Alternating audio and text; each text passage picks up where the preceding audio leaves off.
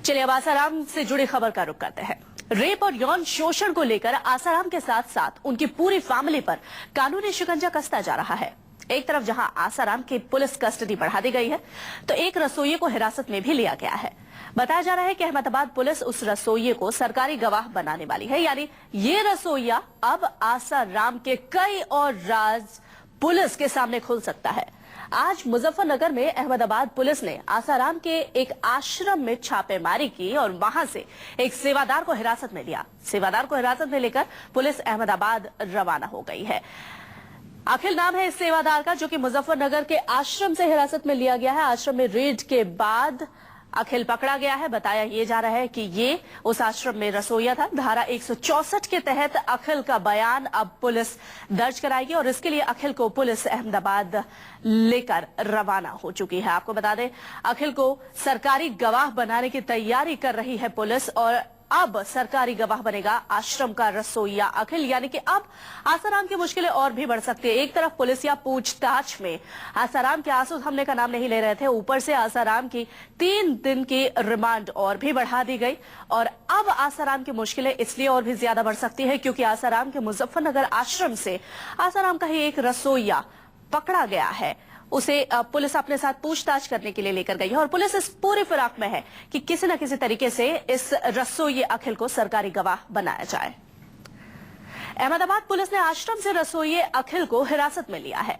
अब उसे सरकारी गवाह बनाने की तैयारी में है। हिरासत में लिए जाने के बाद अखिल के चाचा ने मीडिया को इस बात की जानकारी दी। संत श्री आसाराम जी बापू के साथ हमारा भतीजा अखिल गुप्ता उनके साथ रहता था, कुछ समय तक रहा आश्रम में। उसके बाद अपने लिए अपने घर आ गया, परिवार में आ गया, विवाह करा, परिवार के साथ रहने लगा, परिवार वही सब बिजनेस चलने लगा।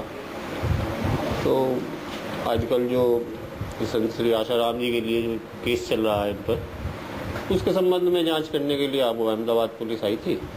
उसने यहाँ अपनी आमद दर्ज कराई, फिर उसके साथ उन्होंने तहकीकात करी, उसके साथ तहकीकात करके उसको अपने साथ ले गए हैं। हमारे संवाददाता भूपेंद्र इसी पर ज्यादा बातचीत के लिए हमारे साथ टेलीफोन लाइन पर जुड़ गए हैं। भूपेंद्र, क्या जानकारी? सरकारी गवाह बनाने की पूरी तरह से तैयारी कर रही है अहमदाबाद पुलिस इस रसोइये को। बिल्कुल, क्योंकि अखिल, जिसको पूरा नाम अखिलेश गुप्ता है, ये काफी सालों तक आसाराम का सेवादार रहा है, आसाराम का रसोइया रहा है और पुलिस का मानना है कि ये सबसे बड़ा राजदार है। और जिस तरह से एफआईआर में भी उसका नाम जिक्र किया गया है कि किस तरह से अखिल को ये सारी चीजें पता है, कितनी लड़कियां वहां पर आती थी, कितनी लड़कियों के साथ में आसाराम ने दुष्कर्म किया, कई चीजें उसकी आंखों के सामने हुई है। तो पुलिस को कई अहम जानकारियां अखिल के माध्यम से मिल सकती है और अखिल का बयान 164 के तहत दर्ज करने की बात हो रही है। पुलिस उसे अपनी तरफ से गवाह बनाने की एक योजना बना रही है और अगर पुलिस इस मामले में कामयाब हो जाती है तो आसाराम की मुश्किलें बहुत ज्यादा बढ़ सकती हैं। भूपेंद्र, अखिल के बारे में और क्या ये पता लग पाया है कि क्या वो सिर्फ मुजफ्फरनगर के उसी आश्रम में रहता था या फिर उसे एक जगह से दूसरी जगह भी ले जाया जाता था? देखिए, अखिल जो है वो अहमदाबाद के आश्रम में ज्यादातर रहता था आसाराम के साथ में और आसाराम कई बार उसे साथ में लेकर अपने अन्य आश्रमों में भी जाते थे जहां पर उन्हें ज्यादा दिन तक रहना होता था, क्योंकि अखिल उनका रसोइया था और उनका खाना वाना वही बनाता था। तो काफी चीजें जो है वो ज्यादातर अखिल के आसपास में, इर्द गिर्द में ही हुई हैं। तो अखिल को बहुत सारी जानकारियां हैं आसाराम के दुष्कर्मों को लेकर और उनकी अयासियों को लेकर। फिलहाल अखिल की जानकारी, अखिल से जो जानकारी मिलती है, क्योंकि जिस तरह से पीड़िता ने जिक्र किया है अपनी एफआईआर में, कई ऐसी लड़कियां हैं जिनके साथ में आसाराम ने दुष्कर्म किया हुआ है और जिनका गर्भपात तक करवाया गया है ध्रुव बहन के थ्रू। तो ये तमाम जानकारियां का गवाह जो है अखिल हो सकता है और अखिल इन जानकारियों को और ज्यादा पुख्ता कर सकता है। चूंकि इन 2 लड़कियों ने जो केस दर्ज कराया था इसमें भी अखिल का नाम था भूपेंद्र, तो क्या यह संभव है कि इन लड़कियों के सामने अखिल को बिठाकर पूछताछ की जाए और फिर आसाराम के सामने बिठाकर अखिल से पूछताछ की जाए, क्योंकि आसाराम की रिमांड भी अब 3 दिन तक बढ़ाई जा चुकी है?